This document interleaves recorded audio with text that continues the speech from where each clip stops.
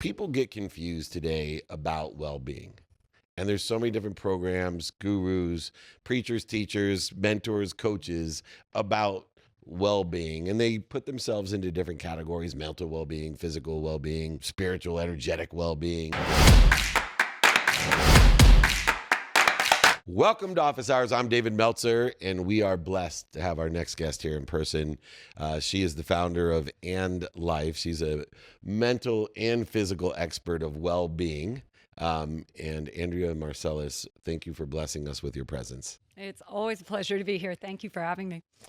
People get confused today about well-being.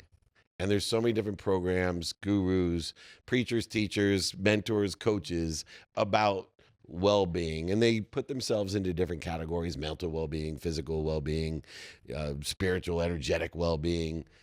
As far as I know, the word being is a unification of all of that. And there's very few people that their expertise falls within the realm of oneness and the well-being and becoming of that idea. You are that person for me. And I love that your brand and/life is also indicative of that unity. For other people, what is the one interference that people have that separates us into these categories, subcategories, these different niches and guruisms that exist out there? What is the one thing that you think causes that separation where we feel as if we need categorization in buckets for well-being? Well, I think there's kind of too much information out there, and it always separates mind and body. It always makes like weight loss like this separate thing from your brain. And the fact is, if you are honestly trying to get into really good shape or just up level your overall health and well-being, it starts here. It's not that it's just about your food or your exercise. It's literally about growing the right parts of your brain the same way you grow a bicep. It's interesting because besides me, these are three physical specimens, especially for their age groups. And for me, I was always focused in on the mental side, and I allowed, probably into my 30s and beyond, the physical side not to be as important. My health was not important until Right. I got later into my 40s, and for the last 17 years have made that my priority, the unification of mind, body, and soul, even within the context. You're looking at one of the greatest athletes of all time. If you are a world champion, the 400, Absolutely. any athlete would tell you he's one of the greatest athletes of all time. Um, I'm sure you have a perspective on the melding of, because you teach kids today the mindset more than you do the physical, how to be fast. Absolutely. Absolutely. LaShawn Merritt, by the way. I know. Nice to meet you. Nice to meet you Yes. too. And Uncle Dave, I do. Uncle Dave. I'm fine. Dave. It's an honor to be your uncle. I do. As long as I I'm on this realize- side of the U, not this. Oh yeah, it's good. It's good. Through my journey, as I trained and realized that being present really allowed me to connect the mind and the body. And I feel like a lot of athletes that I trained with lacked and didn't realize how powerful it was to really be present in that, to really dial it in. And now I teach kids high school. I call it a master class. I go around and I talk about the why they're doing what they're doing and how important being mindful and connecting here first before you connect the body is needed, and that transfers into life. But my question to you was, like, the brain training. I never went through any type of training. It was just what I felt like needed to be done when I was in the sport.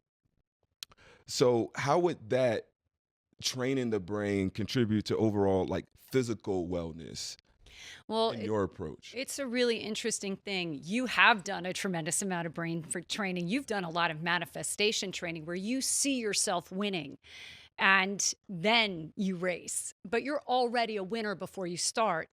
Well, I'm just trying to get the average person to understand that about their well-being or, whatever it is. And the fact is that your brain will default to one of two ways of thinking. You're either thinking in terms of plenty and abundance and positive possibility, or you're thinking in a scarcity threat mindset that is a protective mindset. So the difference is, are you living life in a way where you're playing to win, or are you playing not to lose? And when we're playing not to lose in that scarcity threat mindset, that's when the body is shooting out a ton of adrenaline and cortisol.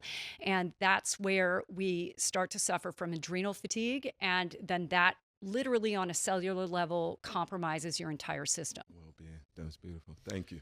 This is right up your alley, John. We are like very much on the Great. same page. We come at it I've been differently, dying but- to hear this question. We talk. You and I talk about almost the same thing, and we don't know that yet, but I'm about to share it with you. So I talk about something called time capital, the way that we invest our time. Like we all know where we put our money. We Yep. don't expect high returns from putting our money in low risk investments. We invest our time, but we have no idea. Most people have no idea where they invest it. And then you have health capital, right? Time capital and health capital, we are born with a plethora of it, and then it starts to diminish. And most people never realize that the fungibility of their time for their money or their time for their health. And so what I work with is corporate executives, corporate athletes, as you were, to help them figure out where to invest their time properly. You're helping them invest their time for health. Why do they get so stuck not seeing that they have all the resources in the world, and the thing that's most valuable, as Dave always says, the one question about health, they're not even bothering to answer until they finally get that day of, oh, you have X. Well, I think it's because speaking of time, you have a self-concept. And I think our self-concept gets established pretty early. Yeah. And if you feel like a fit person or you were an athlete, I think you always see yourself that way. And like time creeps by and our goals change. And you start to shift your goals to being the ones of your corporation. And they happen in 90-day increments.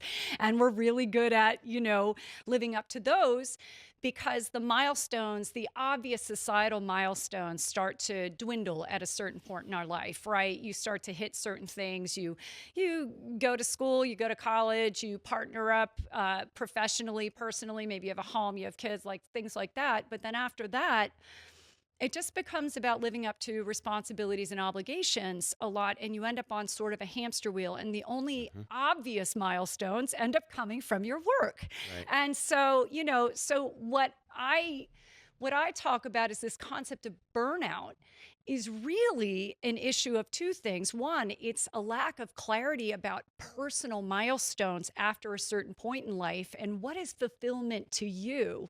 And then secondly, it's energy. It's an energy issue. The way we live our life is energy depleting, and people don't know how to generate enough energy. So when it comes to like them not investing in their health or well-being, I think it's really actually they've run out of energy. They're doing the obvious milestone in their day, and then they don't have anything left in the tank. Well said. Andrea, let me ask you a question. So you talk about the 5 life strategies a lot. It's in your book. That is your basis. You talk about the energy depleters. How do people re-energize it? How do they incorporate these 5 life strategies, and how do they get that energy back so they can do the things and live the life they want to live without feeling depleted? And this is the secret sauce of, what I teach. But the short answer would be, nutrition strategy. And I have people focus on the meals they don't share with others, get those in gear, and then just enjoy your social life. And honestly, it's that simple. And really, you can accomplish a whole lot towards your overall health and well-being. Exercise, as everybody here knows, and that became a non-negotiable for you, I know. That is... So does the camera mother. Look at season 1 compared to season 7. Right? We The can transformation. see David Meltzer I look at the mural in Williamsburg, New York, right? It says "Be happy," and the guy painted too realistic of a photo with my 3 chins. Well, And I think, why can't we redo the mural? We were doing a promo for our upcoming event, and somebody grabbed a photo from 5 years ago And it's like, no, get one of Dave. Get one of Dave. Not John Lovitz. Not John Lovitz. Get one of Dave. I said, what is that? It's awesome. Sorry, Andrea. I just Oh, had not at all. I mean, but that's it. Exercise is the key to reducing inflammation. Inflammation is literally the precursor to, a symptom of, or absolutely 1,000% involved in all disease in the human body. And it's the greatest immune booster going. Everybody's trying to down vitamin C, just move. So it's some simple things like that. But also this, understanding what triggers that amygdala in your brain, that fear and anxiety center, and just simple strategies throughout the day to shut that off. They only take 60 to 90 seconds. The simplest one, balance on one foot and move your leg and just breathe. And any pattern of breath, movement, coordinated movement, and balance will activate your prefrontal cortex, your hippocampus, your cerebellum. Guess what? There is no multitasking. If these things are going, so you can accomplish that activity for 60 seconds, guess what shuts off? That amygdala. You are not shooting out adrenaline and cortisol in that moment. I teach executives all the time. You're standing on a Zoom call, just stand and move your foot. Nobody knows what you're doing. And you're resetting. And, little resets like that throughout the day, we're going to lower our baseline cortisol. We're going to heal the adrenals. I think it was interesting, Chad, about your book, Keep Telling Yourself, that you mentioned, Andrea, which is really interesting to me, is that we'll never overachieve our own self-image. We'll never overachieve our imagination.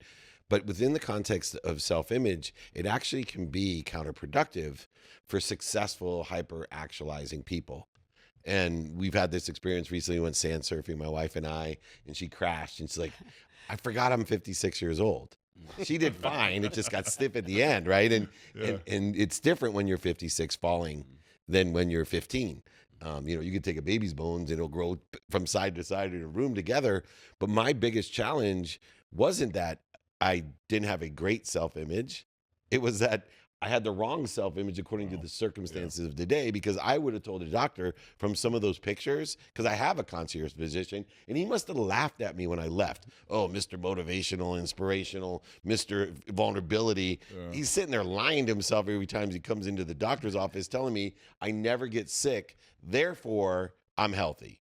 Yeah. And that was what I was telling myself, Chad, was because I have extraordinary genetics. Yeah. Right? I come from a long lineage of middle-aged mutant turtles that live to 100, regardless of what they do themselves, smoke cigarettes and drink and fried food.